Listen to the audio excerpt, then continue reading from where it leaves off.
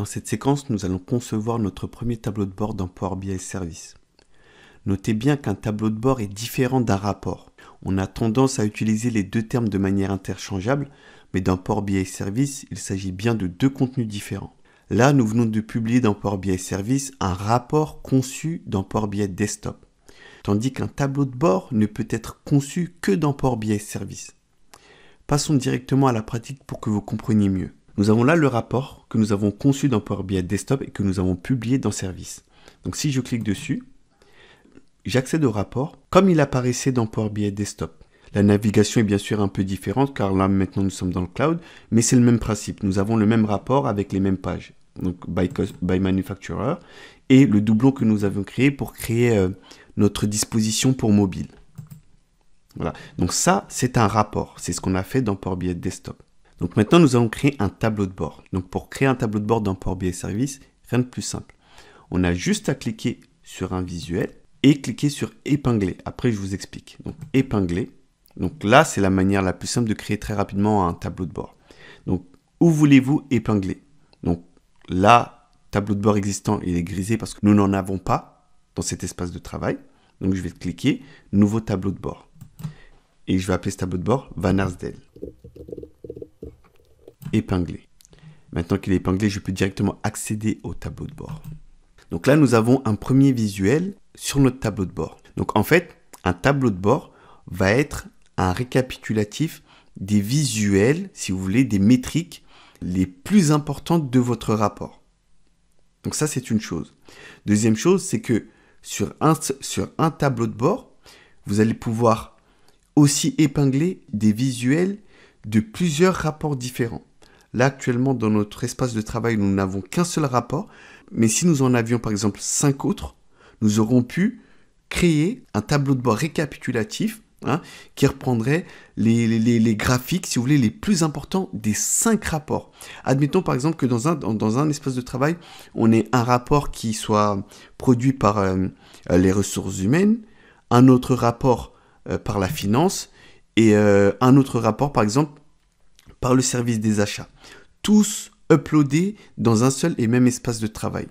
Donc ce qu'on voudrait, c'est présenter à la direction un tableau de bord qui permettrait au directeur, au manager, d'avoir tout de suite sur une seule page une vue d'ensemble. Donc on aurait les KPI les plus importants concernant les ressources humaines, les KPI les plus importants concernant la finance et les KPI les plus importants concernant les achats. Donc voilà, ça c'est le principe d'un tableau de bord. Donc là, nous, on va créer notre tableau de bord basé que sur un seul rapport, parce que c'est tout ce qu'on a. Mais en réalité, les capacités du tableau de bord vont bien au-delà de cela. Donc une fois que j'ai épinglé un visuel sur mon tableau de bord, je peux accéder au rapport sous-jacent tout simplement en recliquant sur le visuel.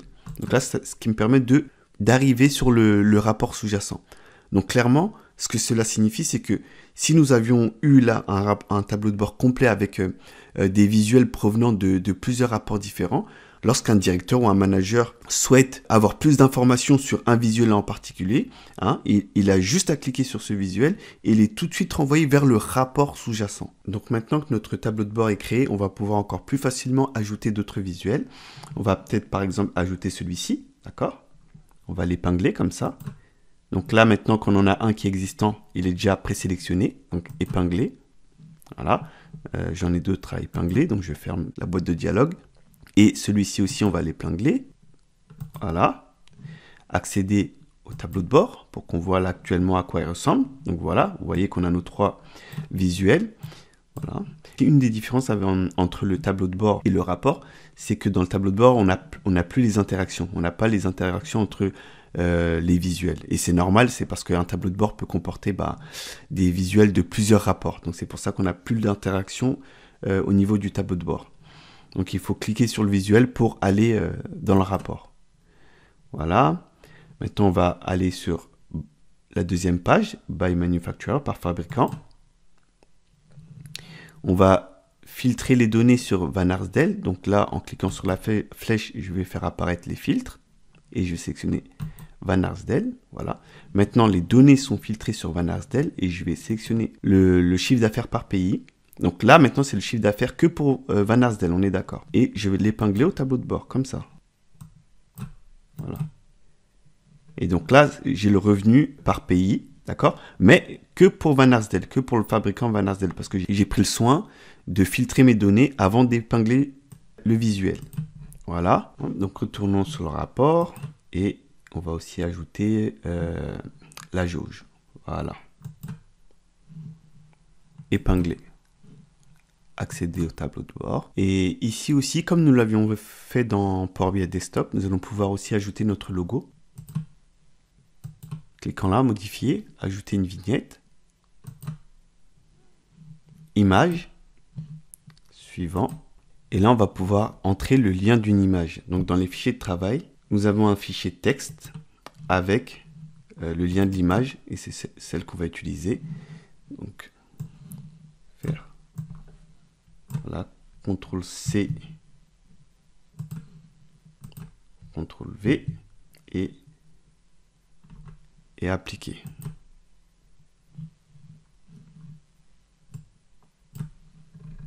Voilà. Le logo est tout en bas. On va devoir le monter un moment. Voilà, peut-être le réduire. Et là, nous allons essayer de designer un petit peu le tableau de bord pour qu'il soit un minimum esthétique. Voilà.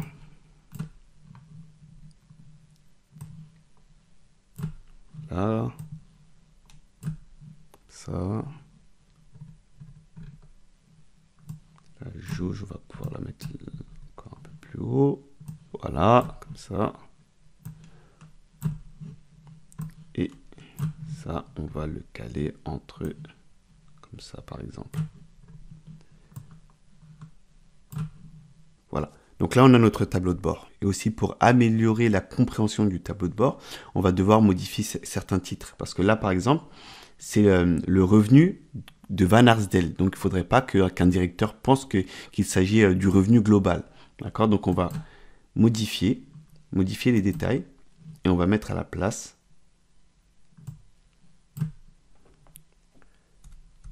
Van Arsdale Revenue, voilà, par country, voilà.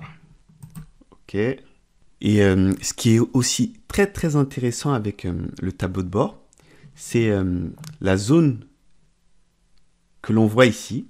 Hein, poser une question sur vos données. Voilà. Donc je vais pouvoir taper Van Arsdale, market share by country.